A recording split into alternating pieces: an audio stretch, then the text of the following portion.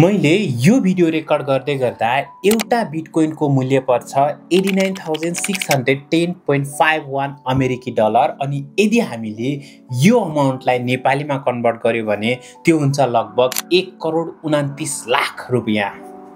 तर हाम्रो देश नेपालको लागि भने यो फगत इन्टरनेटको प्रयोग गरेर बनाइएको नम्बर बाहेक केही पनि होइन, किनभने नेपालमा बिटकोइन लगायत सबै क्रिप्टोकरेन्सी ब्यान गरिएको छ। टेस्ला, अमेजन, पेपाल, स्टारबक्स लगायत विश्वमै एकदमै प्रतिष्ठित एमएनसीजहरूले पनि सजिलैसँग एक्सेप्ट गर्ने यस्तो डिजिटल करेन्सी लिएर यदि तपाईँ नेपालको साधारण चिया पसल जानुभयो भने त्यहाँ तपाईँले एक कप चिया पनि खरिद गर्न सक्नुहुन्न, बरु यस्तो क्रिप्टो करेन्सी चाहिँ अवैध रूपमा कारोबार गरेको आरोपमा एउटा अपराधी सरह जेल जानुपर्ने हुन सक्छ।